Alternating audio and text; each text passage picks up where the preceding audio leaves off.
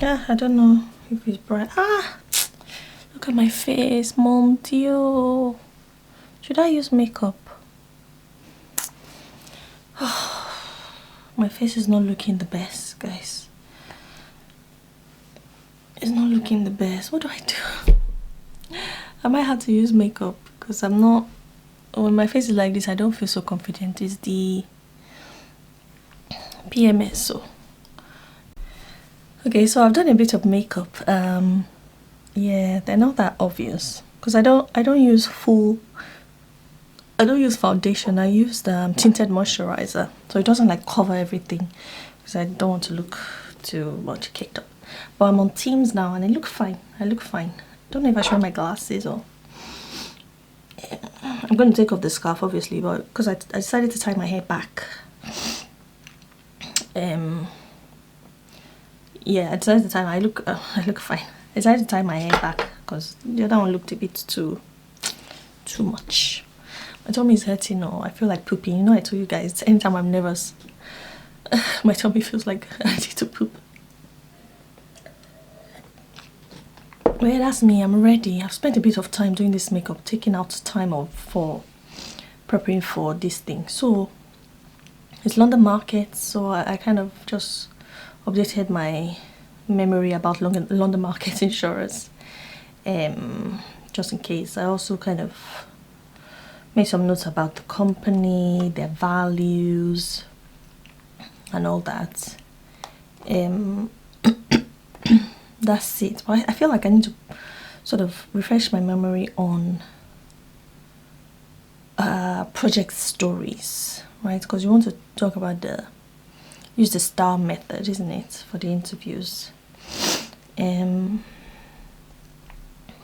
my tummy. I think I'm gonna go and do a quick poop, quick one, and yeah, isn't this way? But yeah, so that's it. I'm gonna just read and try to remember my projects so that I can talk through them if needed. Yeah, my tummy hurts, so I think I'm gonna quickly use the toilet, and then I'll probably have like 30 minutes left to prepare. And I'm talking like this. I'm wasting time. I'm nervous. I don't like how I'm feeling because when I actually want something, I feel more nervous.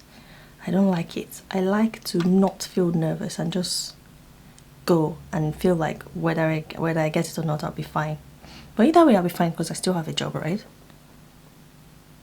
My eyebrows don't look equal. But yeah, let me leave you guys. I'll stop going on and on. Next time you see me, I'll press record for the interview. And see how it goes. Wish me luck. Ooh, wish me luck. Ooh. Wish me good luck. Hello. Morning.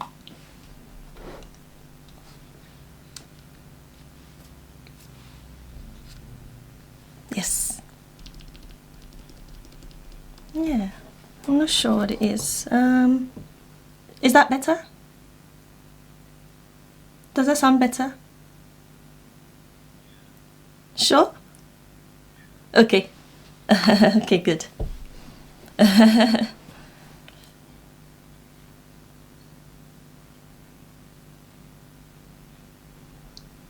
Yeah, that sounds okay.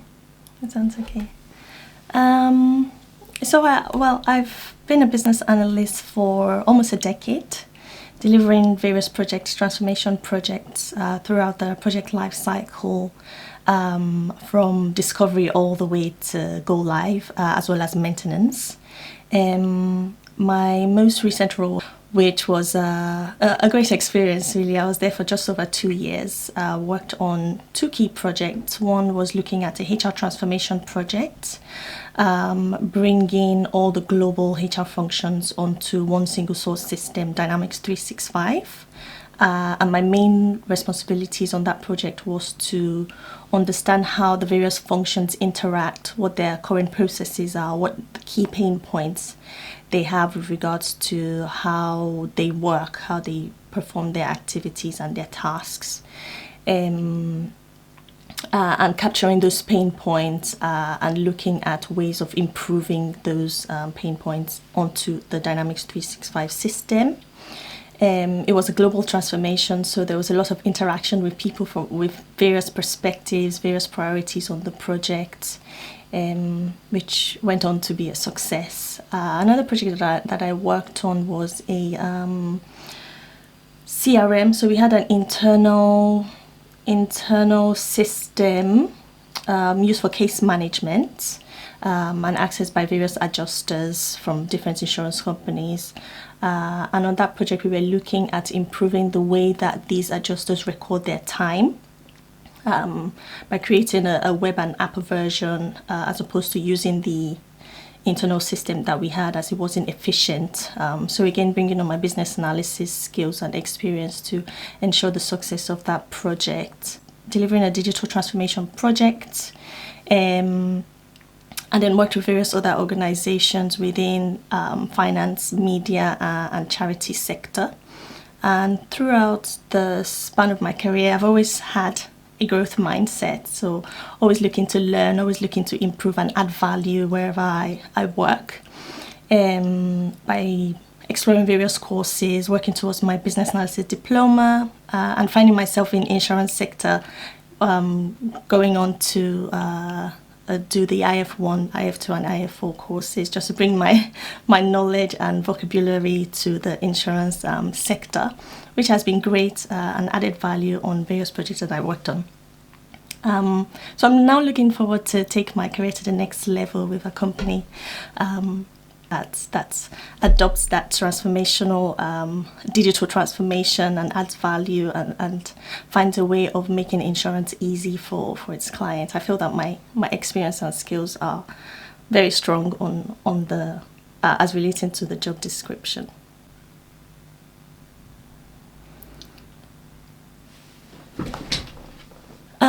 So what I've done is, depending on the stage of the project, mostly at discovery, we capture the high-level requirements, and then at the analysis stage, the requirements start to become clearer, and trying to avoid that ambiguity, continuously interacting with the stakeholder to ensure that requirements are not ambiguous and clear. And once those are captured, the highest level requirements are represented in epics, which are like the highest level requirements, and then the user stories are represented by capturing who the user is, what they want and why they want the requirement. It helps to really solidify and clarify and remove any ambiguity in the requirements. And then further breaking down those user stories into acceptance criteria in BDD format, which sort of explores and explains the behavior of the user and the stages and the steps that they take in performing their tasks relating to the user story. I think creating that acceptance criteria in BDD also helps the developers to really understand what they are creating, and again removing that ambiguity in the requirements.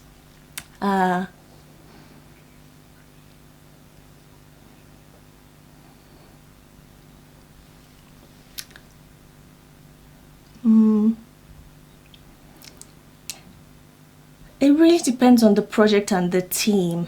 So with the HR transformation project, it was mainly me who would capture the requirements from the stakeholders, having initially created the process maps, understood the pain points. Capturing the pain points also helps to determine the requirements, but ensuring that collaboration with the stakeholders, and then moving on to capture the requirements with the HR transformation. I captured them on DevOps, Azure DevOps, and then working with the dev team to make sure that they really understand what the requirements are, and also sort of adding screenshots or snips so that they know what particular section of the screen that they're changing, and various other instances. But mainly I have been the one writing the requirements, the user stories for that project.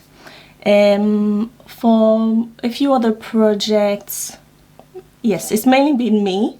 But I remember one project we are looking at 8 website stack for the organization. There was so many user stories. There was so many prioritization to do as well. So with that, I work closely with the product owner to ensure the prioritization of those requirements. And I mainly will do the backlog refinement as well, but with the visibility for the product owner to determine this priority and the acceptance of the user stories. So it's been a mix, a mix of both.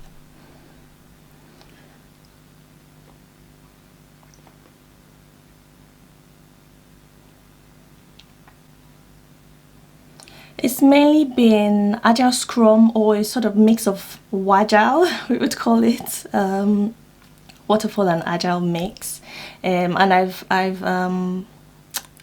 contributed in the ceremonies, daily stand-ups, the sprint planning, the sprint reviews, and the sprint retro.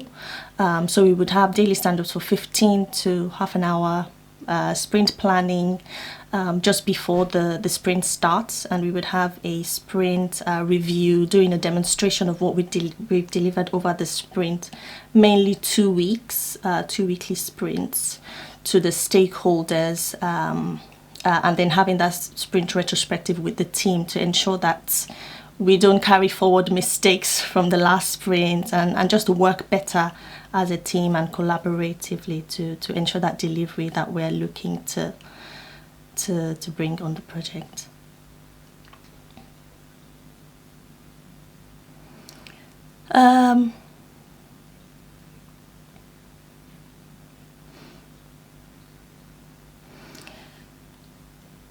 It's mainly been offshore developers.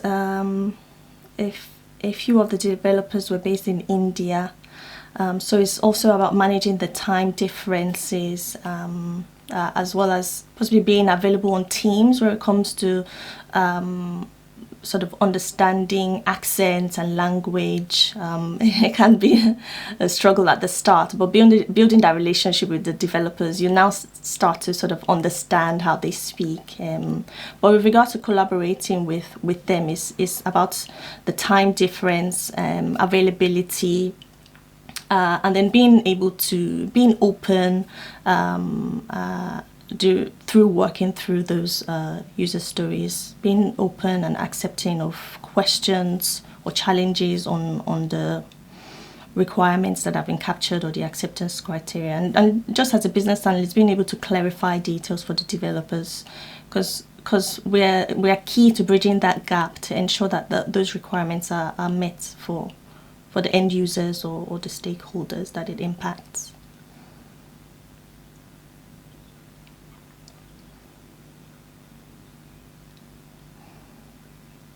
Oh, yes. I've heard of that. Yeah.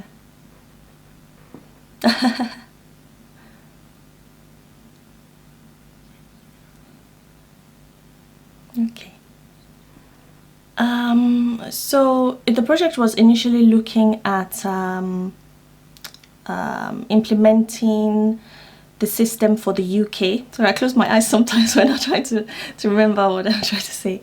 So it was for the UK initially, although we already had Dynamics 365, but it wasn't used to the capacity that we could use it. And identifying the various functions, benefits, HR operations, recruitment, the communication wasn't synced. And a lot of times there was back and forth emails, spreadsheet information, and it just wasn't great. There was a lack of efficiency. The communication wasn't great amongst the various functions within HR.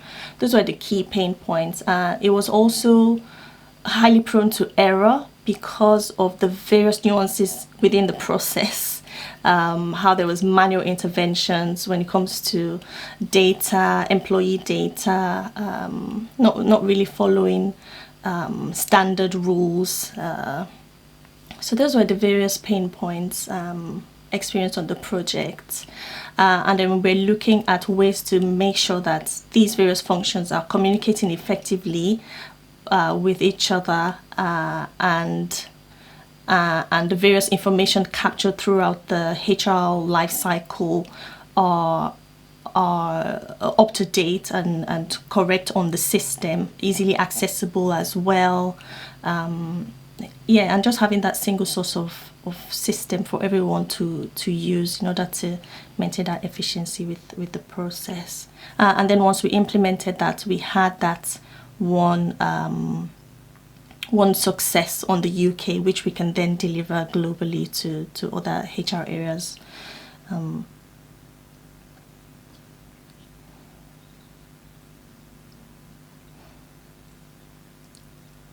Yes, so I captured the as-is processes using Visio, BPMN,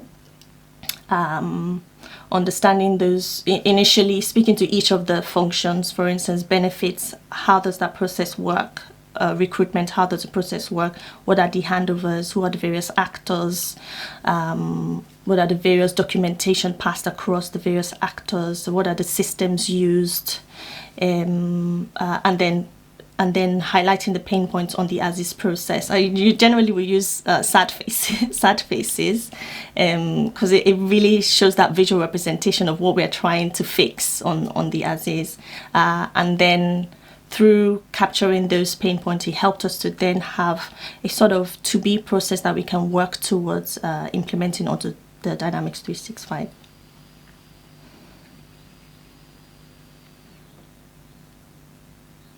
Yes, I've used Lucidchart as well. I used Lucidchart. It was my first experience of Lucidchart, but I feel that as a business analyst, once you know how to use one of those mapping softwares, you're able to use any new ones because they're quite similar, as long as you understand the stencils within those and how to create BPMN, for instance. It's quite easy to transfer skills onto those other software. But yeah, I do have experience with using Lucidchart. Exactly.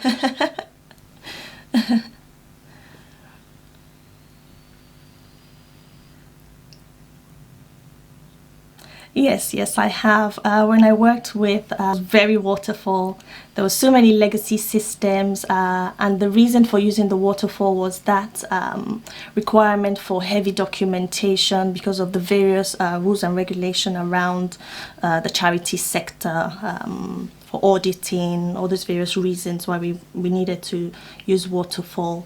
And the project that I delivered there was a warehouse management system. We were looking at changing the system. So with waterfall, you have to follow through the life cycle of the project by completing one stage before moving on to the other. So there was thorough analysis, thorough documentation, and sign off at that initial discovery stage before moving on to design to the next stages.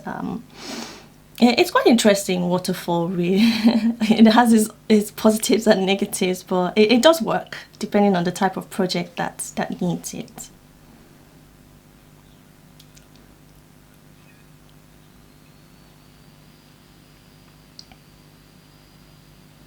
On that one, I was writing the BRD, business requirement document, that had process maps, data requirements. It also had options analysis, because as part of the project we were trying to find the right system, so we had to also create a sort of tender document, an RFP to send off to vendors to then come and do some demo to see how they can meet the requirements based on what has been captured on the BRD. So I created the BRD, I contributed to the business case as well as the RFP documentation.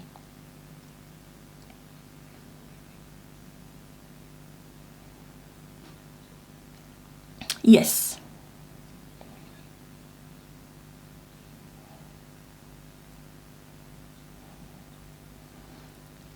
I think performance is a key one.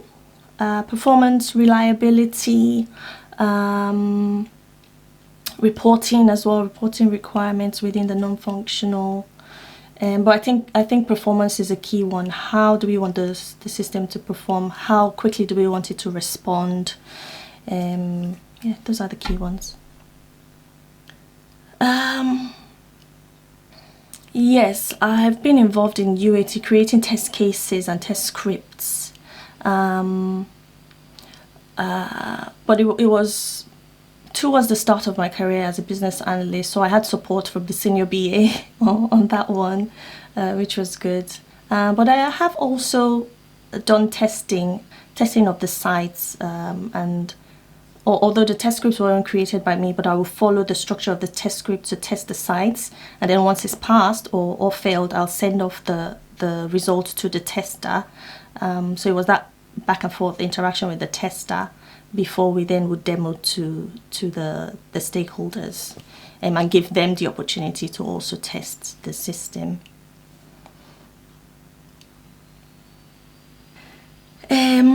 Yes, I have with a few. With the HR one, I worked really closely with the solutions architects, creating the mock-ups. But the one where I was mostly involved was where we created the Motability website. So I worked closely, apart from documenting the user stories, I worked closely with the UX and UI team to create the wireframes, and then the team would then go on to create the prototypes, adding the colors and the various other nuances of the system to make it look like the real thing, whereas I mainly created the wireframes, which were mainly black and white, because they generally focused on the requirements, where we want things to be, and then the color or the prototypes brought it to life. And a few techniques that I've used are screenshots, just using Snip tool to do of what we have, and then highlighting various instances of the website that we want to change. Or using, I've used Miro, as well as Figma as well to create those prototypes and wireframe. It's always been collaborative on that area.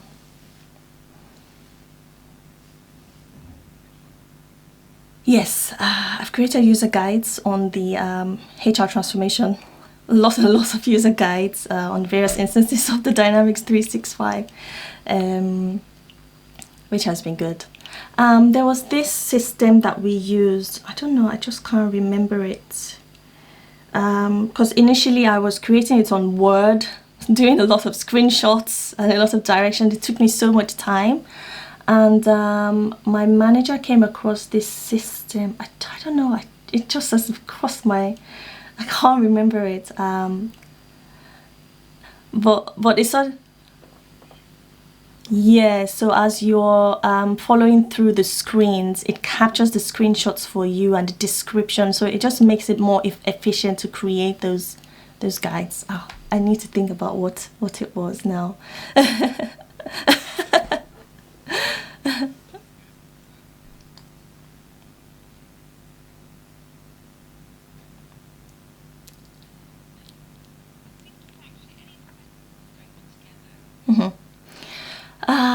So when it comes to working with key stakeholders, it's initially understanding their interest, their level of power and interest on the project. It helps me to be able to manage their various perspectives, and in determining the scope before meeting with the stakeholders, I need to understand what the scope is. What are we delivering? What areas are we not looking at changing or improving? And this is done initially by discussion with the team, with the project manager, so that we all have clarity of what the project is delivering, what the time frame is, and then when having the conversations with the stakeholders, this is also made clear through pre-prep agenda before the meeting, letting them know what exactly we're covering. Although sometimes through conversations, the stakeholders could sometimes go off scope, out of scope, and as a business analyst, we're skilled to bring the stakeholder back to the room, explain through our soft skills, through empathy as well, letting them know that, oh, actually, this is not what the project is covering, and just being able to manage the stakeholder expectation through that effective communication, I think helps with focusing on the scope for the project.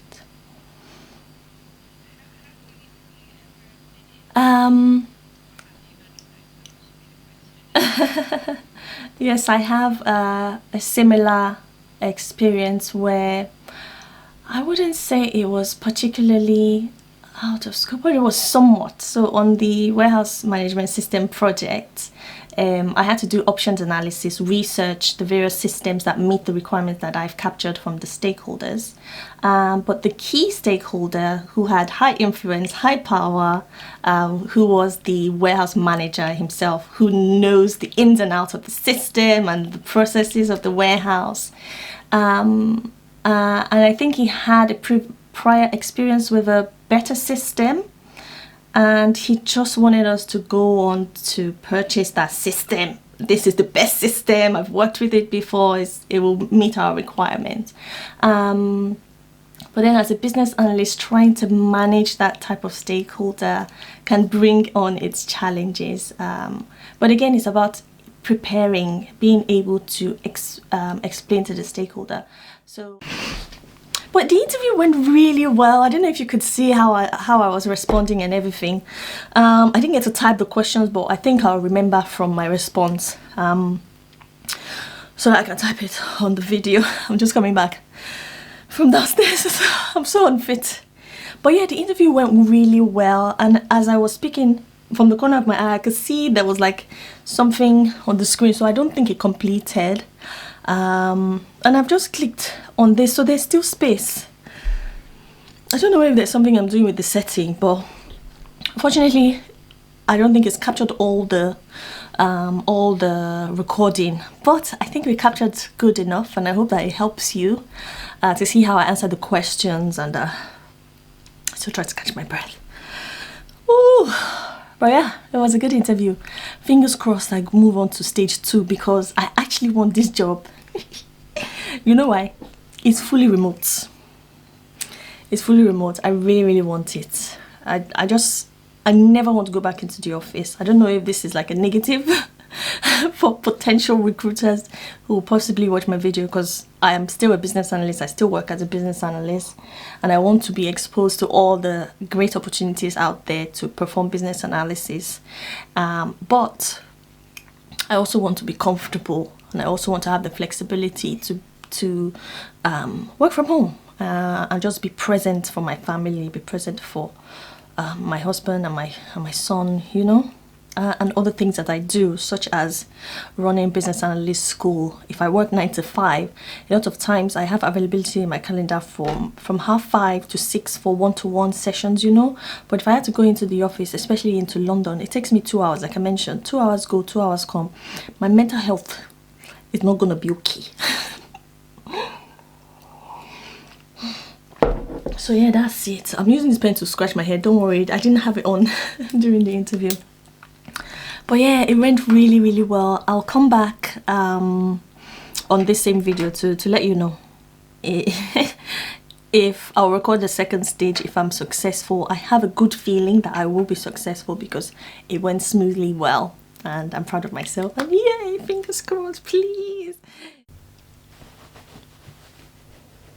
Hey everyone, good morning. Sorry, I'm whispering. It's morning, so can't really, I don't know, I just don't speak so loud early in the mornings. It's 7:09.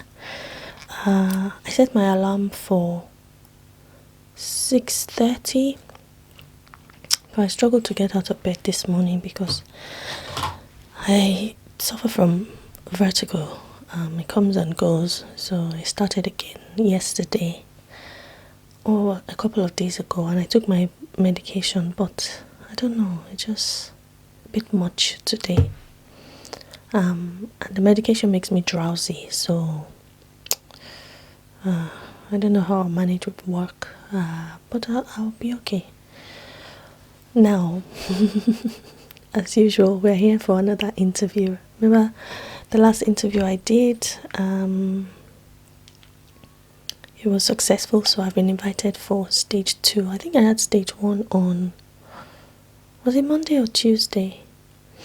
And it's Friday today, so I have stage 2 on Friday. It's just a 2-stage interview. Fingers crossed, because I really want this one. It's remote, work from home, and the salary is really good.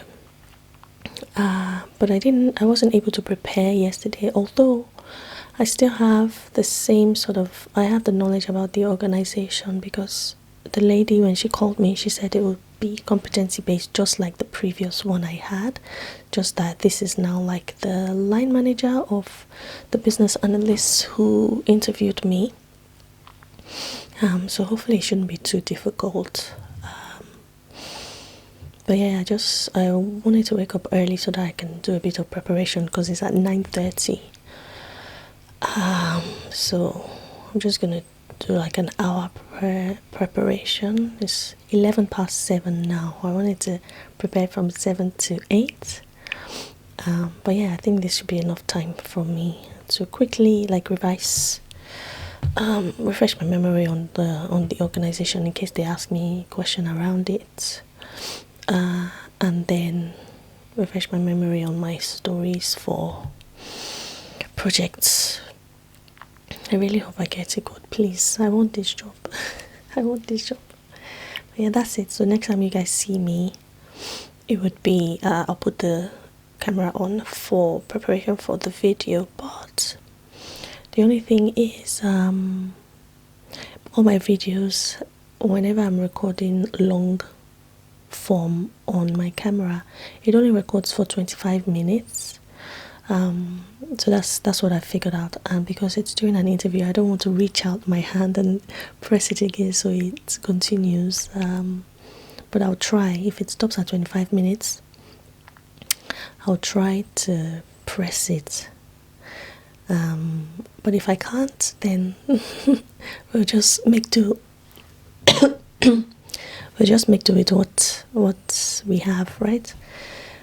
But yeah, I hope you've enjoyed the last interview one, and I hope you enjoyed this one.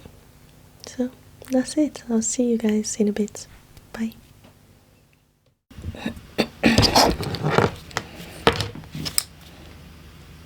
I've joined you. I didn't do any makeup today because I'm fine. I look okay. It's not about how beautiful I look. It's about getting the job. You know?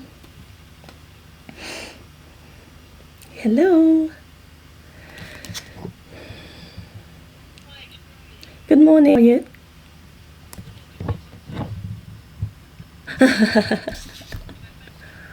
Oh.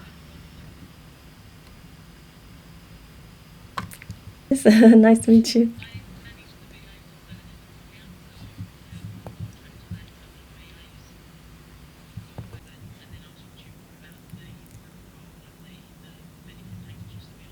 Okay. Okay, I'll do a quick intro about myself. I've been a business analyst for almost a decade now. Worked in the IT, finance, as well as insurance sector. And one of the key projects I delivered there was a time recording system for adjusters.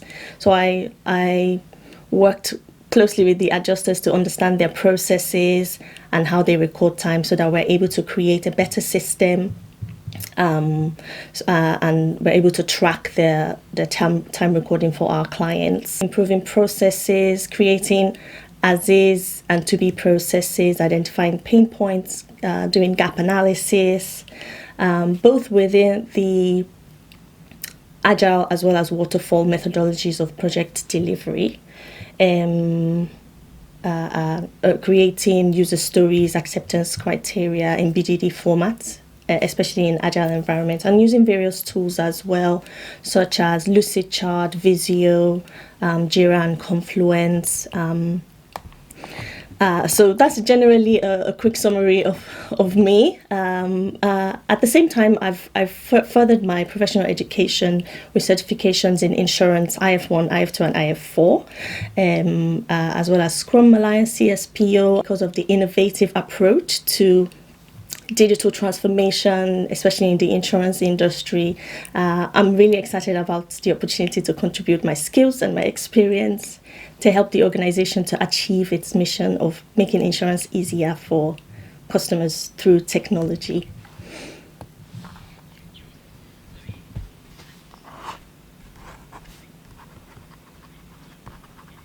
Okay. Yes. Okay. Okay. That's fine. That's fine. That's good to know. Thanks for sharing. Yeah, it sounds great. It sounds great. No other questions or concerns. The interview didn't go as I expected. I thought it would be more interview questions, but I'm happy with how it's gone. It's very informal. Yes.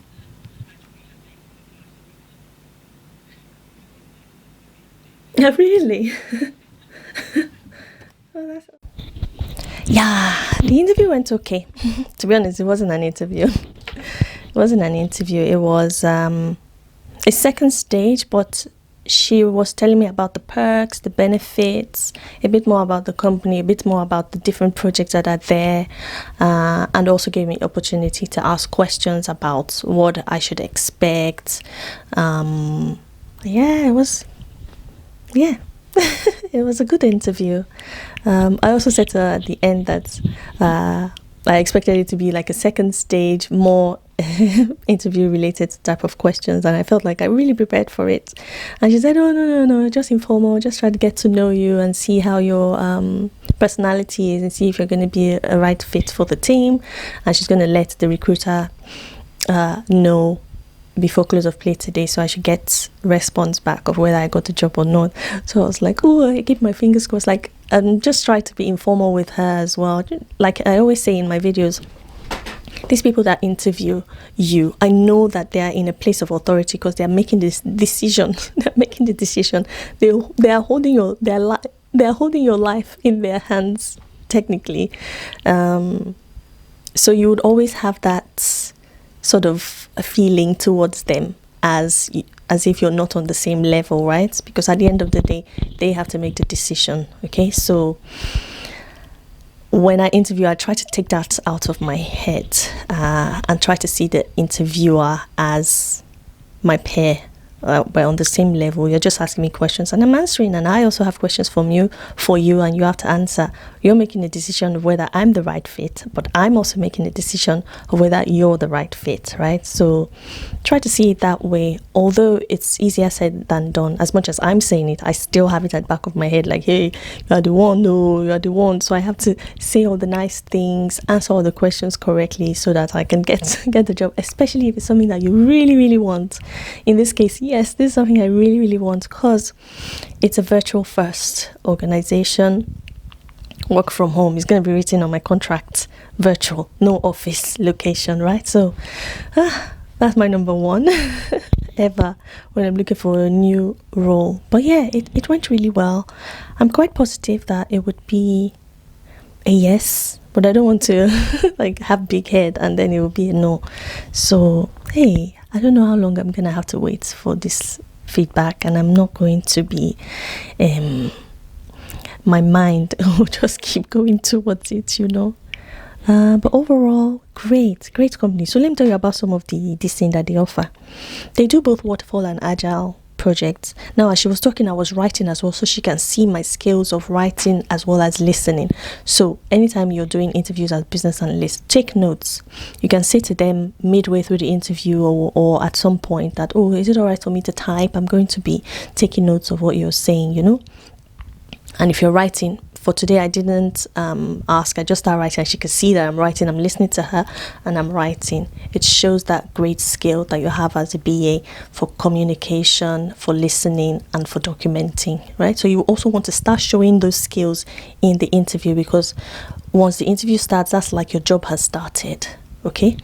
What else? She talked a bit about the different projects that they're going to do, and apparently it's going to be very busy, so I guess I'll have my work cut out for me once I start. The salary wasn't what I actually expected. I think I must have mixed it up with another job, and she told me the max, so there is no negotiation. They're not going higher because they have like a system for the salary. But I don't mind because these perks, 25 days holiday, plus you can buy 10 days on top of 25, or you can sell if you don't use your holidays. That one is my number one. 25, 35, me, because I'll buy. I always buy holiday. That was my number one. And then it's virtual firsts, so those two are kind of like on the same level for me. What else? Pretty much that's the main thing. Salary, benefits. They have amazing benefits. They have like a university for virtual courses. They'll pay for your study leave. If you need to study for an exam, they pay for it.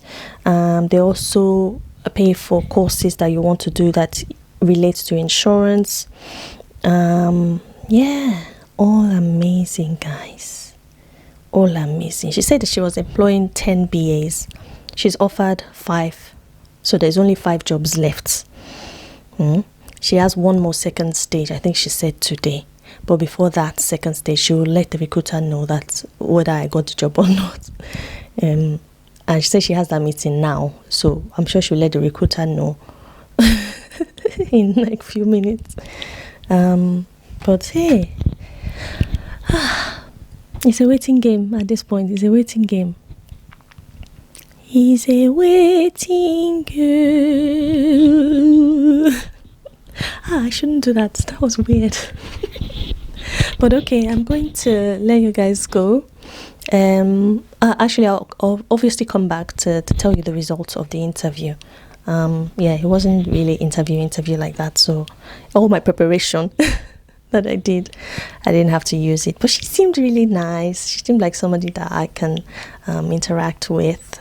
She seemed like somebody that I'll work with nicely. I'm excited. I'm excited about this opportunity, to be honest, and I pray I get it. Pray for me.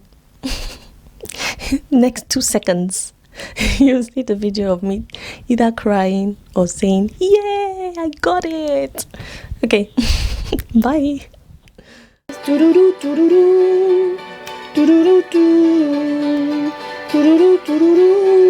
Hey guys, I'm about to have a one-to-one session, one-to-one discovery session. If you go on my website and you want to have a one-to-one with me, there's a link to book an initial discovery session. I think it's about 20 minutes for us to have a chat. And if you want a longer session, once we've discussed for the 20 minutes what your needs are, you can then book a longer session. All the links are on the website. Anyway, I'm about to have that, but in 3 minutes. But I thought I'll jump on here to give you guys the good news. I know I look terrible.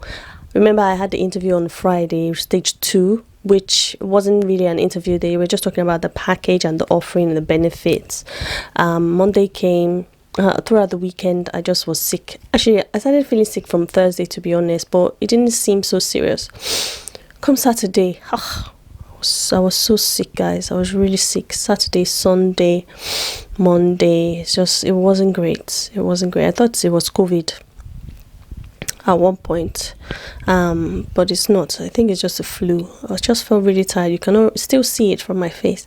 But today, Wednesday, I didn't hear back. They said they were going to get back to me on Monday. I didn't hear back. Actually, the lady called me on Monday and said, she will let me know by close of play Monday, but she never did. Tuesday came. I was like, okay, let me give her Tuesday. Wednesday came, nothing, so I sent an email to ask, and she called me almost immediately and said, yay, we're happy to give you the offer. So yay. So I got the job. It's great. Shall I take it? But yeah, I'm just happy to share that with you guys, that I got the job. Okay, this is what it takes: preparing, having confidence through experience as well. Anyway, I'm gonna That's it for today. I just thought I'd jump on here and also explain partly the reason why I'm looking like this is I haven't been well, but I had to tell you guys, right? Tell you guys the results. So yeah, I'm really happy. Yeah, but this person booked a free session. That's why I don't like giving free sessions. When I first started doing business analysis, sharing business analysis knowledge, I used to do free sessions, believe it or not, but many times people never showed up, and it was really, really annoying, where I've taken time out of my day to have free one-to-one sessions with you to try to help you, and you don't show up. It's not nice. It's not nice. At least email, if something's come up, email and let me know something's come up so I can use my time better. So this person, let me see if I have their details on this thing. Very unprofessional. I'm not upset. It's just like when you are in a career space, acting like this before you actually are working, it's not the best. You want to start acting rather like you actually are a business analyst. You want to show up, you know. You guys have enjoyed my interviews, and I hope you learned something, and I hope you're able to carry that to your interviews as well, your BA interviews. I know I look terrible, but yeah, I'm quite tired again. I haven't done anything, but yeah, that's it. See you guys in the next one. Peace.